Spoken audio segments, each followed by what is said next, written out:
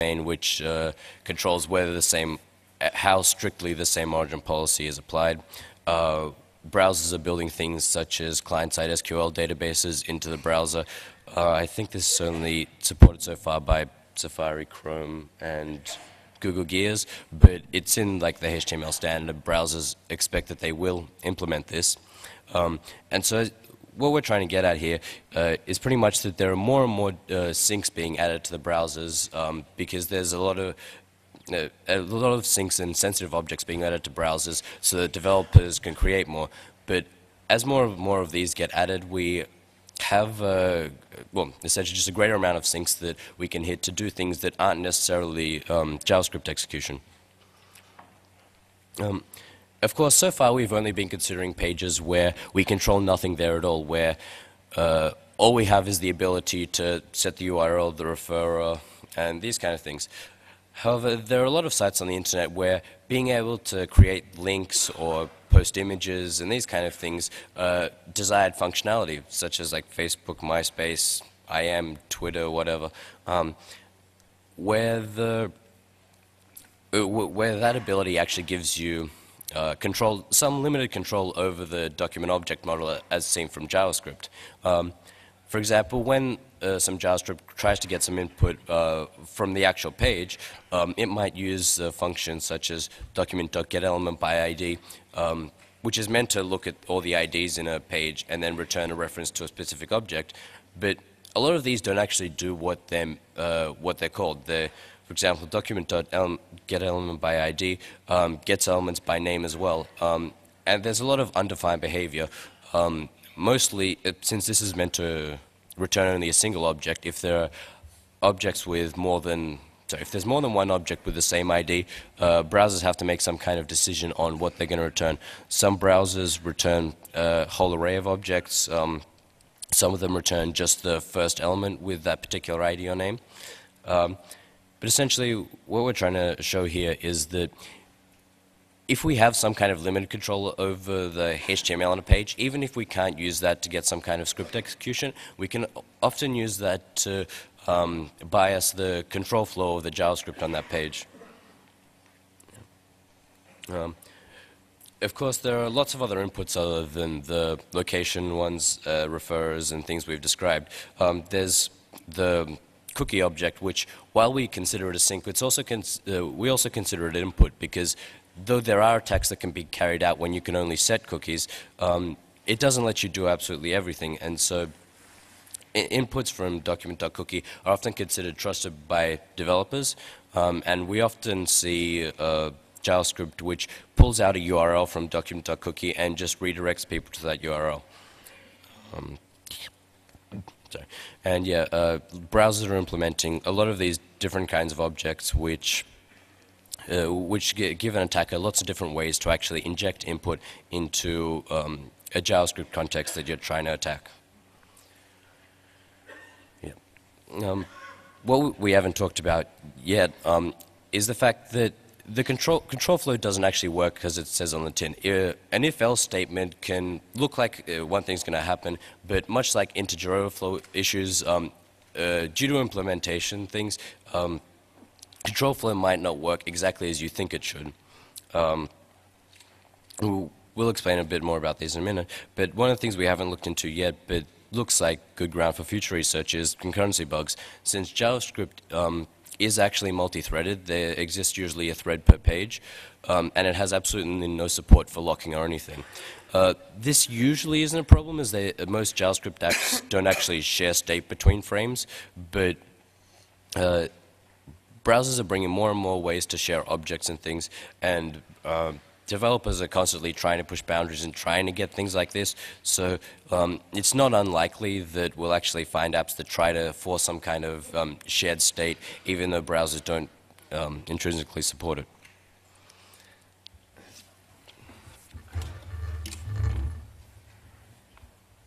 Okay. So we have talked about, Alex has talked about DOM-based cross-site scripting. At the beginning of this year, I tried to understand what what can be done browser by browser in a DOM context and in a cross-frame context. And this research led to some kind of browser-based DOM XSS. What is it? It's browser dependent. It's based on window references in JavaScript and in the trust relationship between these references. And it's based on cross-frame or also on references of the windows. And just see what the research was beginning by trying to see what a window reference can write or read from another window. Okay, of course the windows are from different hosts. The research, the script was quite simple. It's just trying to get a reference in such one of those ways, and trying to use methods like this in order to understand if there's an exception triggered or if it's allowed. The same for the write. So we try to write an object of another window, and if there's no an exception, then you probably are going to write it. Okay. The same for the compliant browsers of getter and setters methods, and these were the methods. So the test bed was something like this, okay? The outer frame is from an host, let's suppose an attacker host, and the inner frame is from a victim host or anyway another host. So by trying to overwrite, you can see that these are the objects you can get or you can read from the inner to the belonging to the outer frame, and these are this is Firefox. These two are the objects that are supposed to be overwritten. Now the results on Firefox. First of all, I have to say that Firefox 3 uses just uses post message, so you cannot read anything or write anything from another window. So the results are from Firefox 2, and for example, if you can just overwrite every object inside the history object, also method. So there could be some kind of communication between the two frames. Of course, if there's something sensitive in the argument, it's okay for an attack.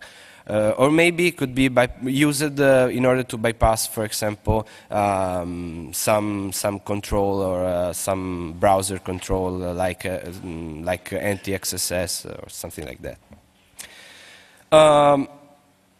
If we try to set, so to write any object belonging to the other window object, then it will be the effect will be like deleting it. Okay, so that's quite weird, but it works like that. And if we have some code like this with some function that checks for something, and then this kind of code, like a condition on check me, if we try to from the attacker frame to overwrite check me, it will have the effect to be deleted. So this will be undefined and will trigger the exception, So if we have a bug here, we have changed the flow. Another interesting thing is that we can, from the outer frame, we can overwrite ourselves with the top, opener, parent, and frames, and the frames also in Opera. So if a victim page assumes that something has to be taken from the window top or the window top opener, parent or frames, you can actually trick the victim page into believing that everything is going okay because the outer frame is belonging to the same host. Okay. So, for example, let's see if the victim page contains something like this. So, parent or opener or whatever. Reference to the object, the opener window, and then trying to get the frames with the parameter, and then writing it into the document. Actually, the attacker from the attacking window can just overwrite the frame object with what he wants, and the attack will be written in the victim context. Okay.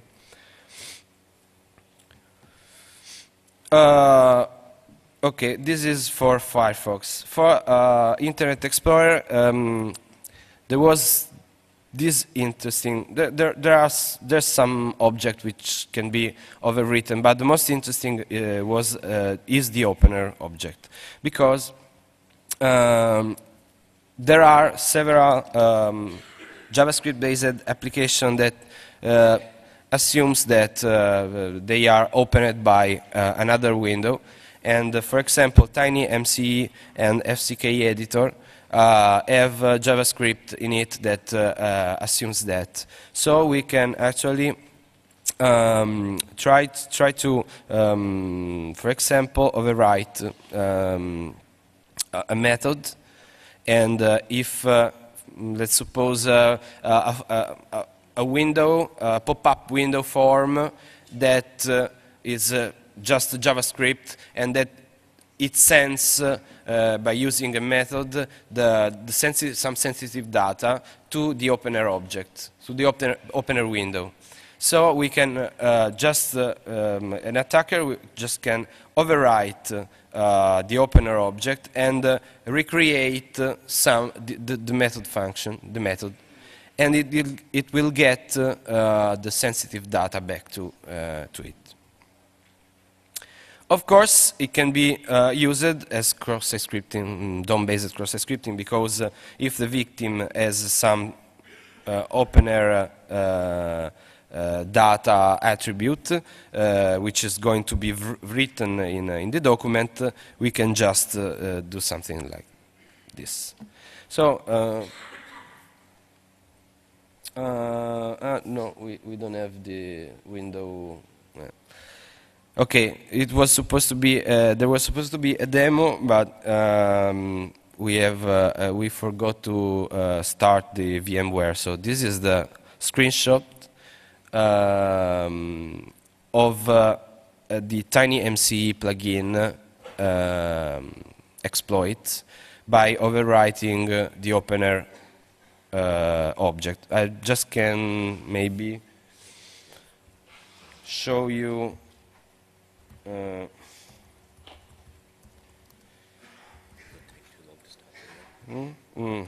Maybe.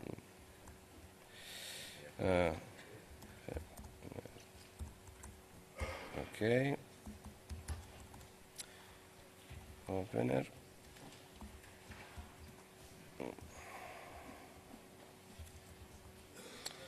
Tiny. Okay. So.